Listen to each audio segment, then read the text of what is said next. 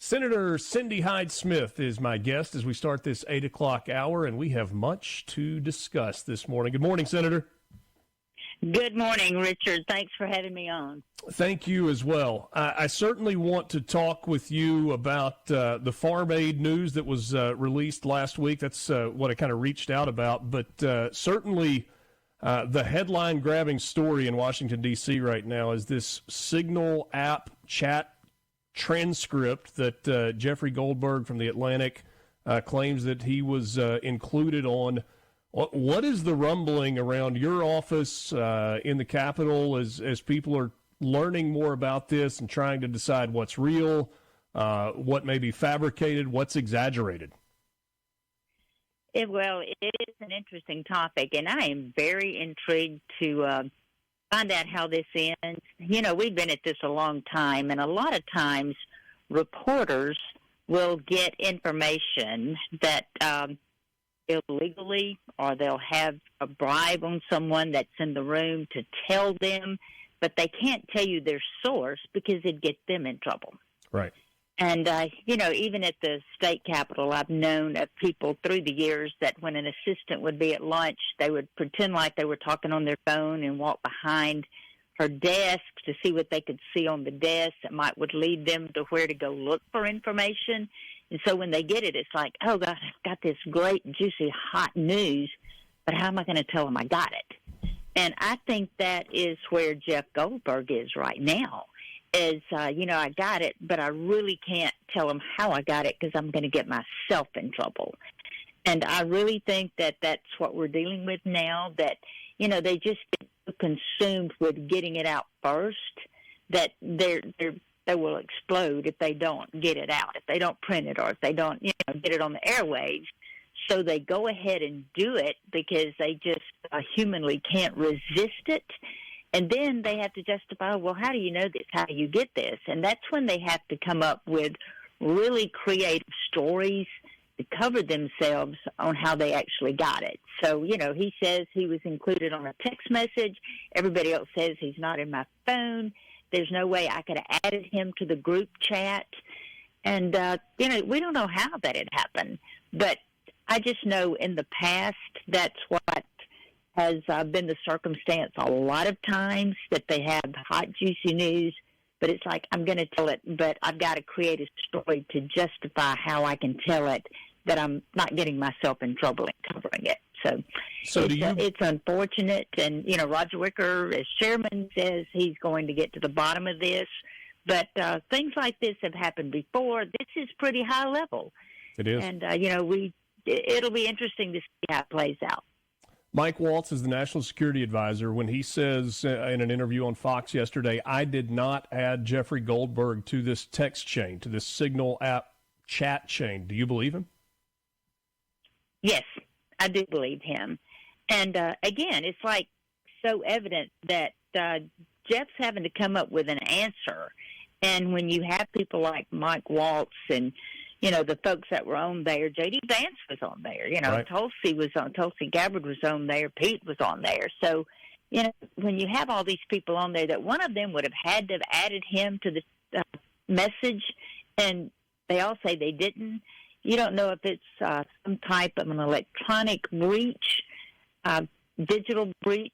You don't know how it happened, but I know that Jeff Goldberg, you got the information, but let's see what you did to get it.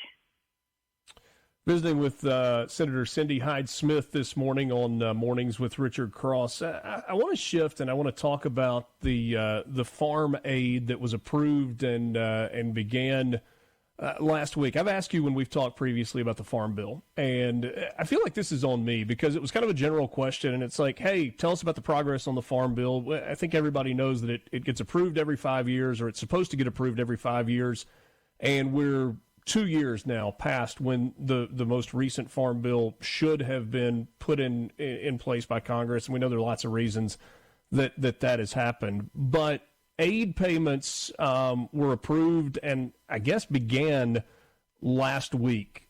What does this mean specifically for farmers in Mississippi? Well, this started back in last August, And in Jackson, Mississippi, actually, my office there, I had farmers, I had Farm Bureau, creditors. And what got my attention, Richard, when creditors, bankers of these ag lending institutions and just normal, banking institutions, when they came to me and said, we're not going to finance these farmers next year to get their, crop in the ground. It's too big of a risk because of the losses they've taken. Right. And, I was ag commissioner. I was chairman of the Senate Ag Committee. I'd never had lenders to come and say, we can't do it. So that really got my attention. It threw me into high gear. I left that meeting calling John Hoban in North Dakota and John Bozeman saying, guys, we got a real problem. And what got us there is that, under the Biden administration, the economy, the rising cost, the inflation was so very significant. It wasn't a little bit of an increase. So it was just like the perfect storm. And, the crop prices were so low. The farm income has dropped about $41 billion over the last 2 years. That is literally the worst decline we've ever seen. But when you have high input cost, when the fuel that, if you've got to go over thousands of acres, just that fuel bill of the high cost of fuel, that's tremendous. And with interest rates, when you've got heavy equipment, when you've got large equipment financed, and that interest rate moves on you, that's a game changer in so many operations. But the input costs were so high for so many reasons in 24 that, it had that along with low prices. And the prices, literally, they were higher in 2010 than they are now, prices for that. So that's kind of how we got there. And we created a plan that we said we've got to get to the farmers or they're not going to be financed to continue growing. And we're talking about good producers. You have producers, and I don't people that have been doing it for a really long time. Yeah, you have producers that aren't great. They don't make really good management, decisions. They maybe spend a little more on things of personal use that should have gone back into the farm budget. And these were good producers that know what they're doing, and they've been doing it for years. So we came up with the Emergency Commodity Assistance Program. In D.C., we have to give everything an acronym. They're everywhere. Acronyms are everywhere. And so we call them our ECAP. So the ECAP, the Emergency Commodity Assistance Program, is what was created. We put money into that would be available nationwide. And FSA, the Farm Service Agency, they're the ones that are going to distribute this. So last week, they started taking applications at the FSA offices that are located throughout the state. And we're talking commodities. We're talking cotton, rice, peanuts, corn, wheat, soybeans are in there. And, it's going to be factored what we're predicting below the entire amount so we can get to more farmers.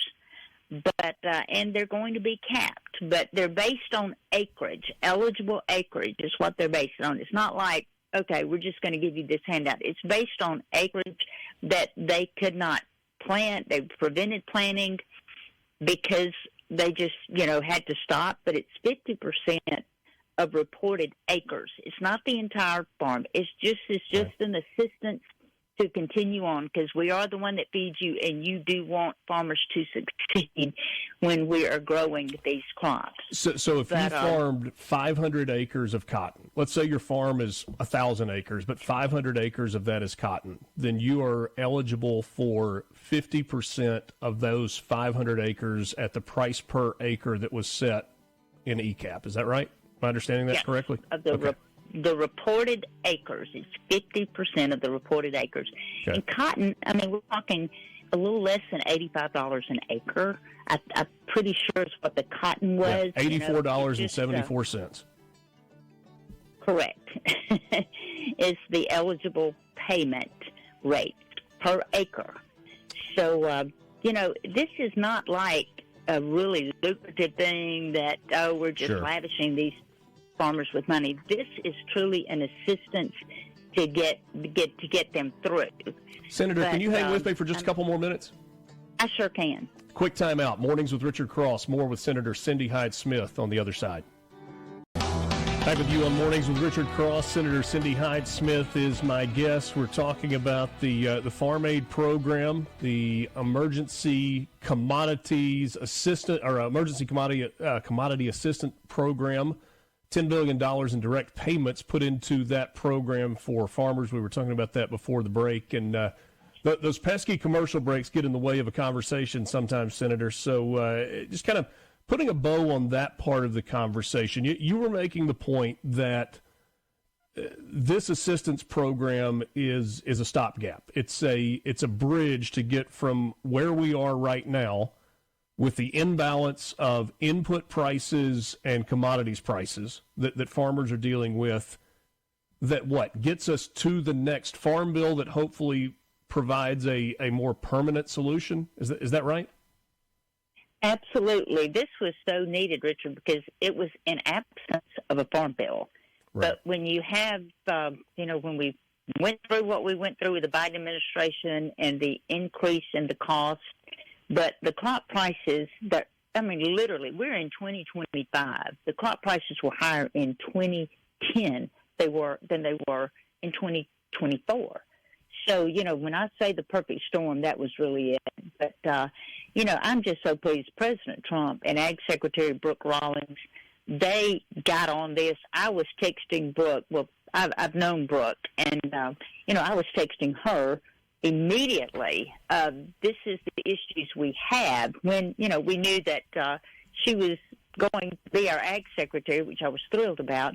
I was texting her immediately, and we had many conversations on the phone of why this was so needed. I said, you came in, Brooke, at a time that 24 was not a good year. 25, yeah.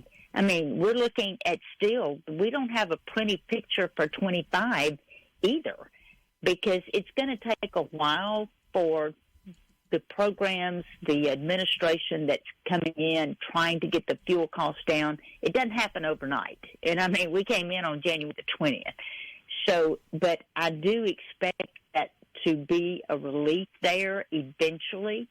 And so with the projections we have for 2025, they're not great. Right. But I just think we can sustain the farmers to that point that they can continue.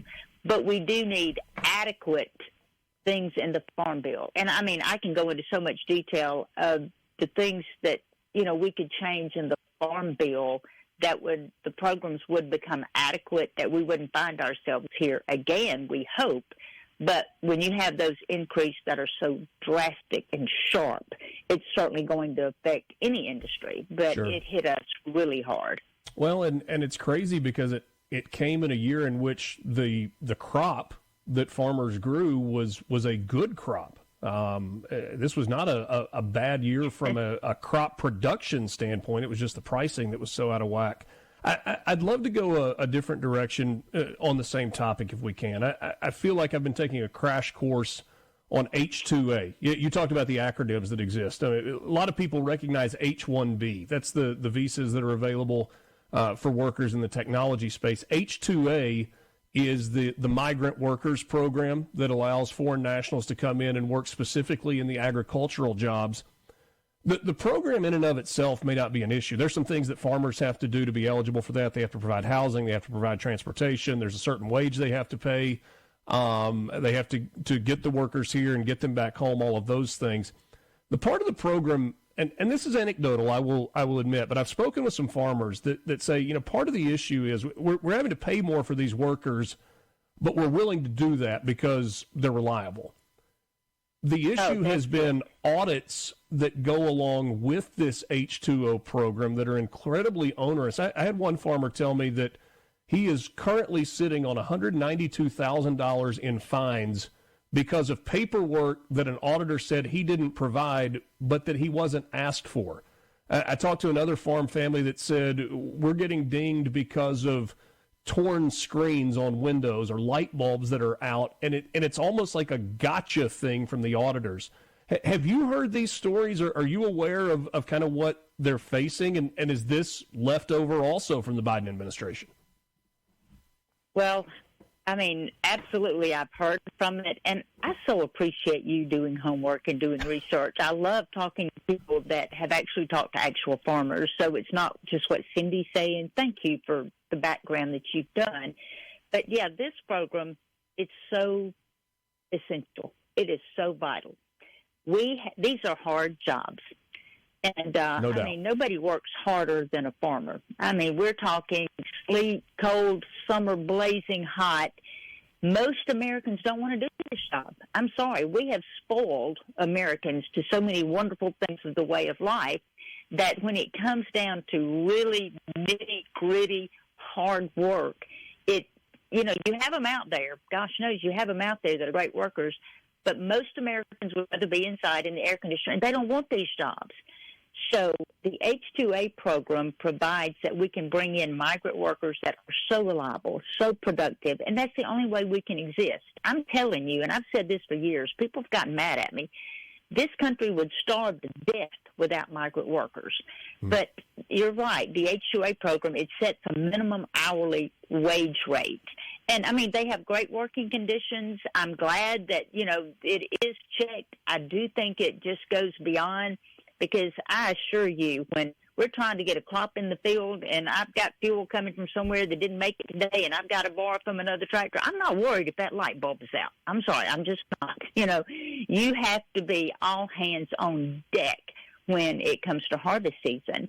But the average pay, it's what we call, I think, it's like something average earnings, agricultural workers in any given state. They go to the state, they decided what the average is. Well, the Biden administration imposed a new average earn rules that drove up the H-2A labor costs, and they did it every year.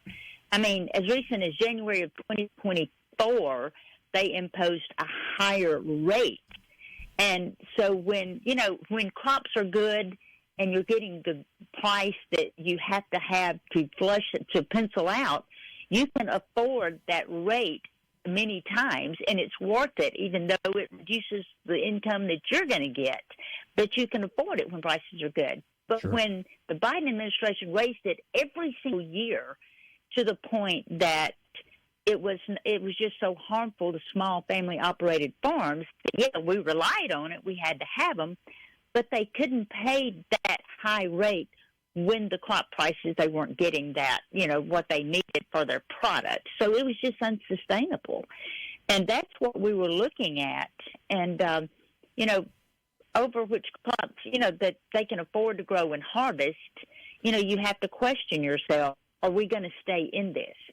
And, I've always felt like my job is to make sure farmers continue to do what they do, because we are the ones that feed you, but that the next generation can come behind them. And when they see, parents struggling or relatives struggling because of these situations, why are they going to stay in farming? Yeah. So all of this is a big picture, but the situation, I mean, it's labor-intensive crops, sweet potatoes, catfish processing, that you can't do it without them. But I'm also so concerned that we have generational farming. I'm so worried about the inheritance tax, because when grandpa dies or somebody dies and you get that land, so many times, Richard, they have to sell half of it to pay the inheritance taxes that grandpa had paid taxes his entire life. Exactly. So we've got to get that under control, because when a young person sees that, why would they choose that occupation?